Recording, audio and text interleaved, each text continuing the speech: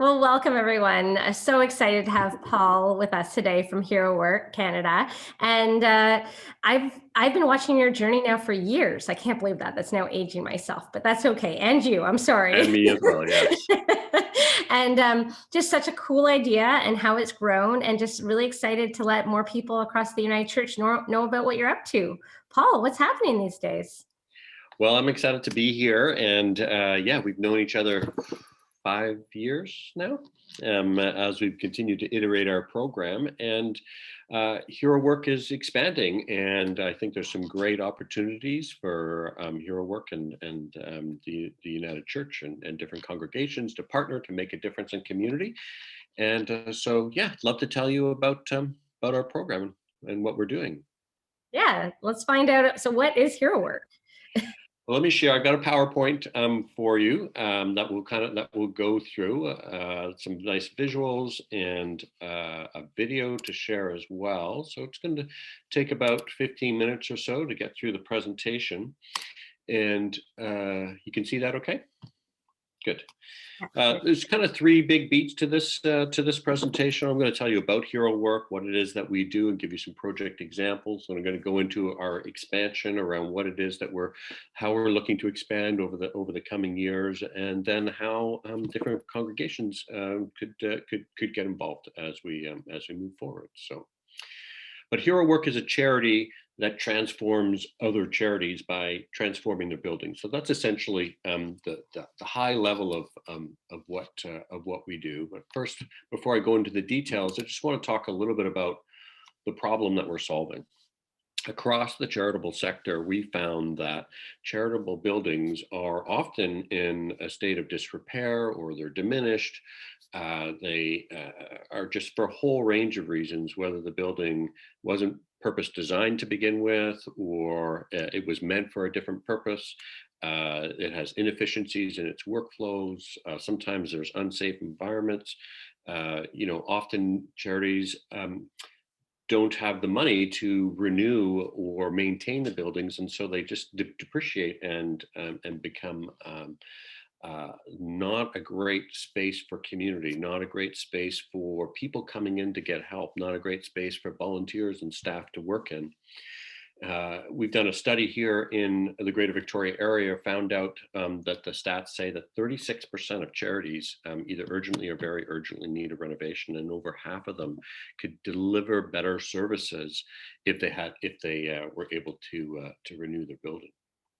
And so yeah, we found that in a lot of different charities across the sector. And our solution, and there's a lot of different solutions, but our solution that we bring to bear is what we call radical renovation. So these are big community events in which we do renovations.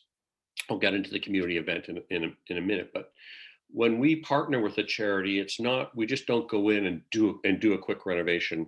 We spend a lot of time to get to know who they are, what they're about, and understand their 10-year vision. Like, where do they want to be in 10 years from now, as opposed to where they are right now? And then we do a complete inventory of the building and design a renovation that will empower their vision. So it'll get them from where they are now to where they want to go. So we don't do band-aid approaches. We do comprehensive solutions to charitable infrastructure. And once all of that design process is done, engaging architects, interior designers, exterior designers, engineers, once all of that is done, we start to mobilize the community to come together. And we're talking dozens of companies and hundreds of volunteers that renovate a building in a very short period of time, typically about $100,000 a week worth of renovations. And for those people who are getting involved, there's this huge change that happens in the space of a single day when you have anywhere from 40 to up to 125 people outside of COVID working together. The change that you see in a single day is staggering. And then over the 6 weeks of a build, which is the typical time frame, it's just utterly transformed. And then you have this sense while you're engaged, when you're working shoulder to shoulder with common vision, common purpose, you have this deep sense of community, this deep sense of connection. And another part that we design these events for is to have this sense of coolness. So that provides a real experience for people that are there and getting involved. So all work stops for lunch. Hotels and restaurants often cater food that comes in. We often have live music there. So trying to create this experience that you can't get anyplace else. And so when we get a volunteer afterwards, they say, "Wow, that was like the coolest thing we'd ever done. When's the next one?" We're like, "Yeah, we nailed that." And then the other descriptor I often use is this sense of cohesion, where everything is really organized, scheduled down to the T. Volunteers who come in are taken by the hand, figuratively speaking, and brought through their orientation process and their safety planning, and then brought into the renovation. So we hit all of these markers of change, community, coolness, and cohesion, which is what I call the 4 Cs, that provides this renovation that by the end, the charity is transformed not only in their physical way of doing things, but often in the innovative ways or the ways that they run their programming. So it's one thing to say this. I've got this 2-minute short video, which is what I call the reveal video of a project for a society called Peers that we did a little over a year ago. And this kind of gives you the sense and the vibe of what these projects look like. So I'm just going to press that and get to see it. It's a community that comes together, and that's the best way to say it.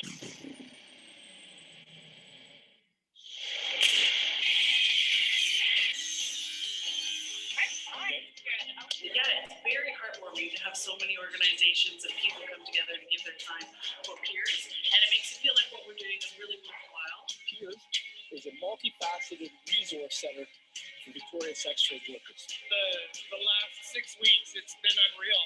From walking in when we started till now, it's surreal. It's almost like it really happened. 6 weeks and it's gone.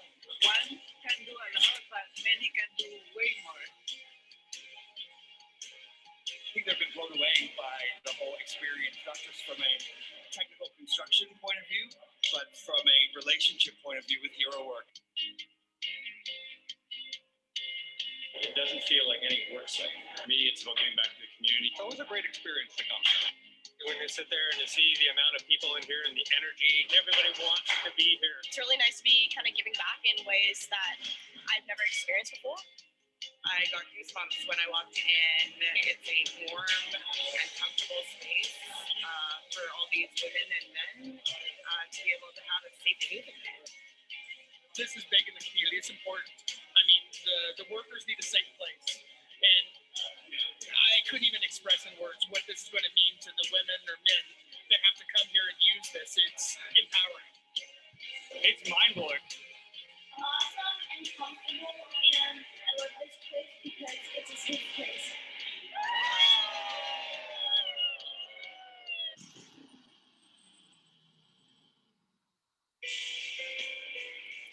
So I'm going to let this run a little bit. This gives you a sense of how many companies are involved in a single event. And this just sort of rolls through.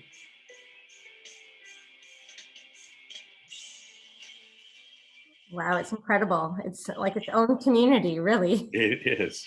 This is not the volunteers. Hundreds of volunteers on top of all of this. This is just the companies that are involved.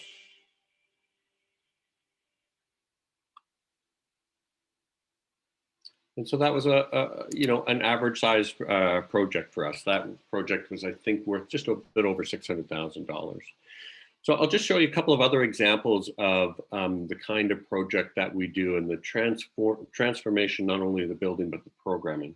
So the Mustard Seed Food Bank and Street Church is a local a charity. They did operate a food bank where volunteers would pack food into boxes and then give them out to families or individuals in the community.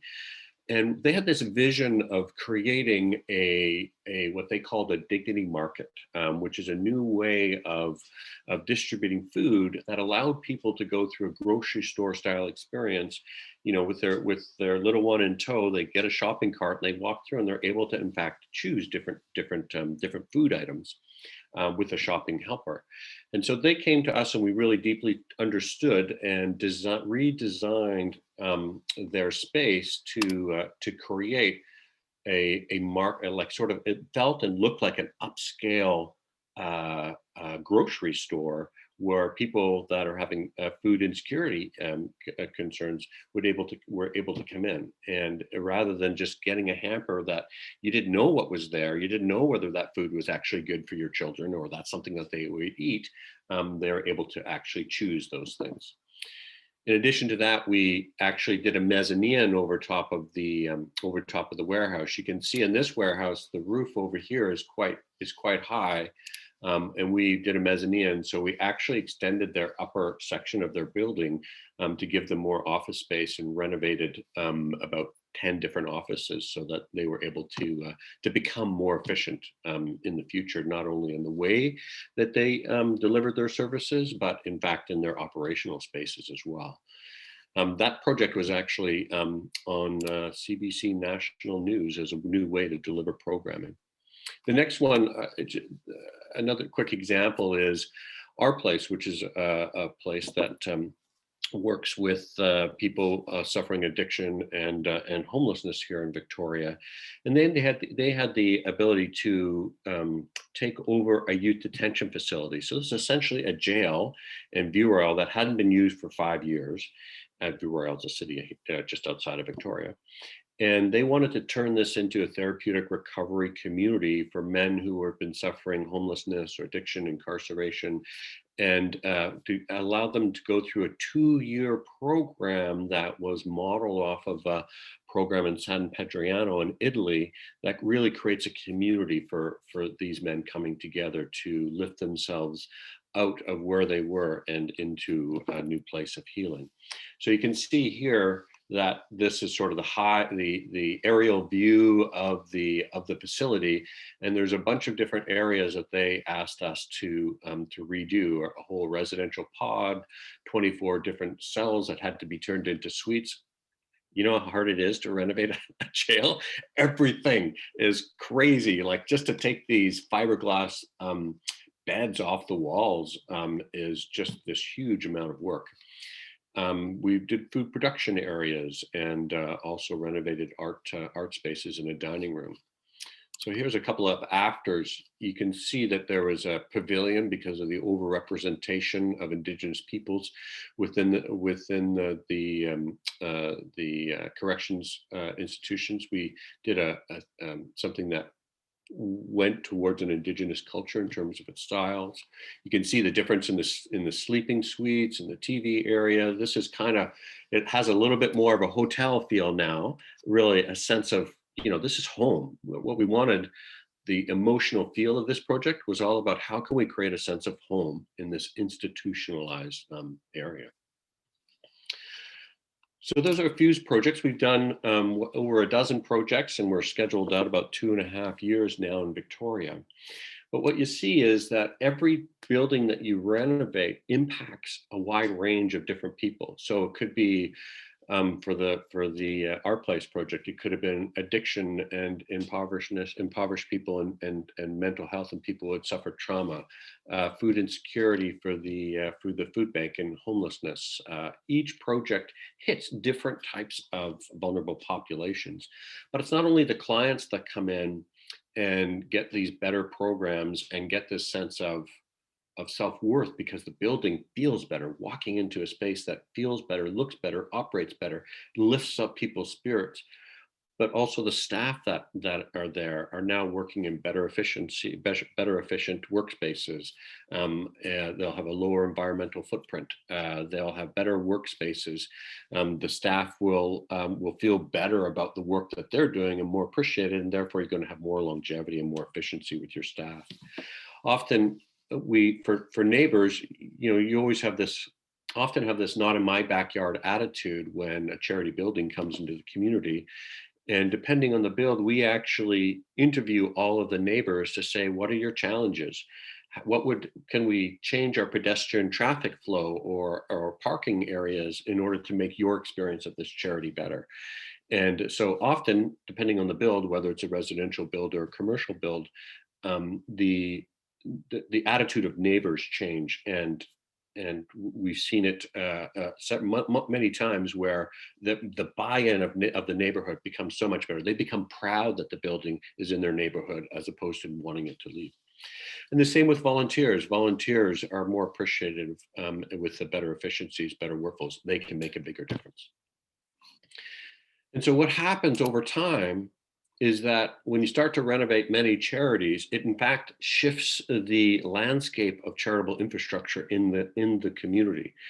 So typically a Herowork chapter does 2 builds per year. Over 10 years, that's 20 charity buildings that are transformed. And so as you sort of start to go through a community, you go, oh, yeah, that building's changed, this building's changed, and it starts to shift the way things operate and things and things work, in the buy-in of different parts of the community across the sector of charitable buildings. And so this program, Herowork, right now is only in Victoria. We have had huge success here as we've built the program up. But now is this time where we've created Herowork Canada, and Victoria is our chapter. And we want to take our success here, the systems that we've developed, and turn it into a program that we can expand and create new chapters and new urban centers. We've developed a program that we're calling a social impact corporate franchise model. And essentially takes a franchise model, strips out all the for-profit mechanisms, but leaves all the business systems and the replication pieces and the administrative pieces and the communication pieces, and streamlines all of that, takes out all the governance pieces of a typical nonprofit and streamlines it so that you can get a bigger impact for less effort. So Herowork Canada's job is to empower the chapters, and you can see the slightly different branding changes from chapters to Herowork Canada. So Herowork Canada is really about the empowering, teaching, providing systems and support for chapters to be able to deliver these renovation projects for charities. And our goal is 10 chapters in 10 years across 10 urban centers. And our vision, our big BHAG, is to create an infrastructure movement across the country that helps to change a nation in terms of the way we're looking at charitable infrastructure and the way a lot of these charities operate. So our first step is to start our next chapter, which is going to be in the Lower Mainland of British Columbia, the Greater Vancouver area, anywhere from Surrey all the way into Vancouver proper, New Westminster, and those types of areas. And so this spring we are launching a feasibility study in several communities down there. And what that feasibility study will tell us, it will give us a needs assessment of who rents, who owns, who leases, what's the condition of your building, what do you need, what are your mandates. So we're really taking stock of the entire charitable infrastructure within that area. Based on these studies, we'll then bring all of these nonprofits together who want to learn more about preparedness for charity infrastructure and what it is that Herowork does. And so based on those two studies, we'll choose our next chapter in the Lower Mainland, and then start the next process of building that chapter through a partnership campaign. And Carla, over the years that we've known each other, we've talked about what it would look like for Herowork and the United Church to partner together. And so one of the first things is, as we do this needs assessment of charitable infrastructure, we want to know what the United Church infrastructure is like, those community elements of the churches that are out there, those places that are serving the community and working with other community groups. We want to know what that condition of those buildings are, so that we understand where your needs are. But in addition to just that, we're also, would love to be able to partner with a congregation or group of congregations that want to help us to pull off these renovations. And it's not about having renovation expertise, but we talked about, what would it look like for a congregation of churches or sorry, a cohort of congregations to take on hospitality service within an event. So twice a year, helping to provide the food service, helping to do the check-in and check-out, the orientation, the entertainment pieces. So all of those pieces, that is the envelope of the community event in which the renovation is held, could be, rate up some of the skill sets in addition to potentially volunteering for an event. And as we move into a new community, that just assisting with local knowledge and having those conversations so that we can understand, how things are operating locally. Because one community is different than another community. We always want to respect that. And of course, we've done several United Church infrastructure projects. We'd be keen to continue to looking at, United Church infrastructure, because the work and the commitment that the United Church has done in Canada is just extraordinary. So I'm just excited to have this conversation and tell you about what it is that we're doing.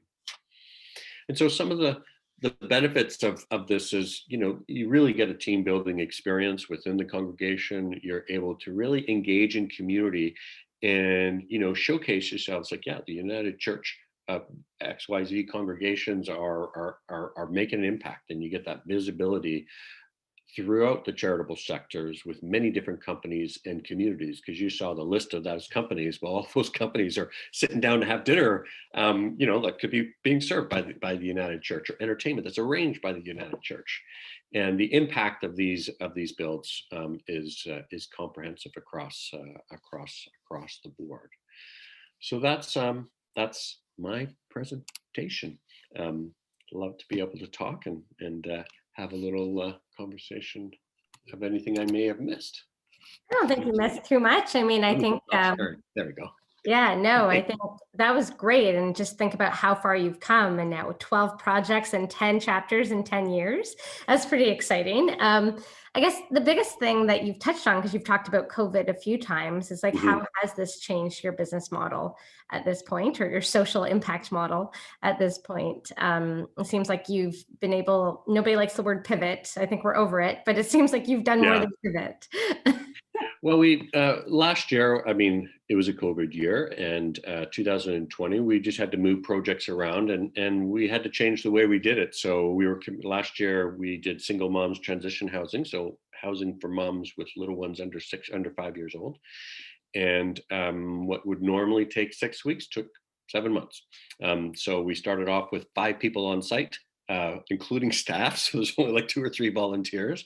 And then through the summer, we just kind of kept adjusting. And in the fall, we could bring 25 people together. And then, COVID started to shift again and the numbers went down, but we've pulled that project off. In the scheduling of our events, our next project is for the Salvation Army here in Victoria. And it is a highly technical, trade heavy project that is essentially a huge commercial kitchen is the majority of the project. And trades, I don't know about Ontario, but here trades are continuing to work. So they're used to being in and working within this type of an environment. But COVID will end, and we're just adjusting as we go. We're hoping that the fall will be easier, that we can go a little more to our traditional model. So we can lengthen out events as required. It doesn't have the same type of coolness and community vibe. But like in 2020, we got to know our volunteers a lot more, because there's not many people on site anymore. And it was a little bit more like a traditional renovation project. But in the end, it's about renewing community and enabling these charities to make a bigger difference. So it hasn't changed the core model, but just the way it's been delivered is something that shifts. And all of our check-in is touchless and online and that sort of thing. So you're not actually touching things. That's great. No, I mean, you're always so, you've always been so resilient and thinking differently about things. I mean, obviously it's a completely different model. So you talked about some of your first projects being with United Churches. And so out of the 12 projects, I believe 2 actually have a United Church connection. Yeah. Camp Pringle and how we met was actually when you were working with Esquimalt United Church. I don't know if you want to talk about those projects. Yeah, Camp Pringle was a single weekend project. So it was from our standard a small project. It was $100,000, 4,000 square foot dock. So Camp Pringle is just outside of Victoria on Shawnigan Lake. They provide a camp experience for kids in the summer. Their deck was just totally unsafe. As we were dismantling it, some of the construction guys fell through the decking into the water, and there's a lot of rot that was underneath that you couldn't actually see. So over the weekend, we actually just rebuilt this 4,000 square foot dock that's still going out there today, although not many Amazing. kids at the moment. It's a bit cold. No. But the other big project was the Esquimalt United Church, and so the Esquimalt United Church had this community wing, because what we do, or what we renovated, are the community elements to infrastructure. And in this community wing, they had about 20 community groups that would utilize it. The core was what we call the Rainbow Kitchen, which serves about 100 at the time, and it's more now, but 150 people every day for a lunch service. But around that, there were Girl Guides and Scouts and Alcoholics Anonymous and all different types of community groups that would come in and utilize this space. And so when we first got the call, they said, we have this bathroom, we need this bathroom renovation. And we went in, and they had a single-use bathroom for 150 people coming every lunch. So there's a lineup out the door of the single-use bathroom.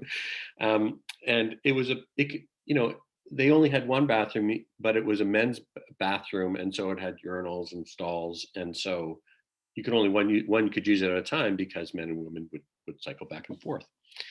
And we said, wow, you totally need a new bathroom, no question about it. But if you looked at the rest of your building, and there's single pane windows, there's a broomstick holding the stove door closed, there's residential hoods over commercial stoves, and the hoods don't work properly. You got people sorting food in the rain, you got elderly people walking down slippery stairs in the wintertime, back up carting food.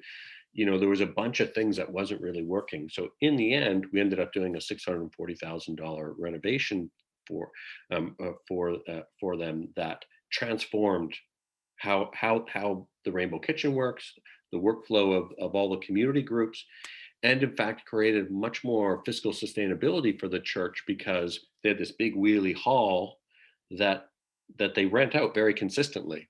And I remember 2 years after the project, or a year after the project, wanting to use the hall, and they go, well, it's going to be, their next opening is 4 months away. I'm like, what? You can't do something? I built the place. Sorry, we're all booked up.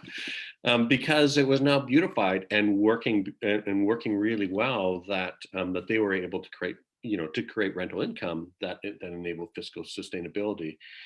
And it also lifted the belief of the congregation that more was possible. They got put on the map from a community standpoint of all the people who now knew about them and what it is that they were doing. So there was strength built on strength. That was like one of those win-win-win-win scenarios. It was a great project.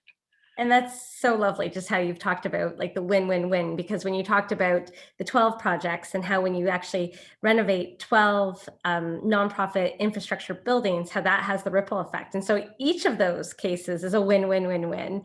And Absolutely. So I just think your vision of how this type of work can actually transform communities across Canada is just so inspiring. So I just wanted to thank you for all of your dreaming that you're doing. And we are honored that you are willing and able and excited about partnering with the United Church. And so we'll make sure that your contact information is part of this video. And anyone who wants to explore and dream with you, we encourage you guys to reach out. Thank you, Paul, for all of the great work. Great to talk to you, and back at you. We'll talk to you soon.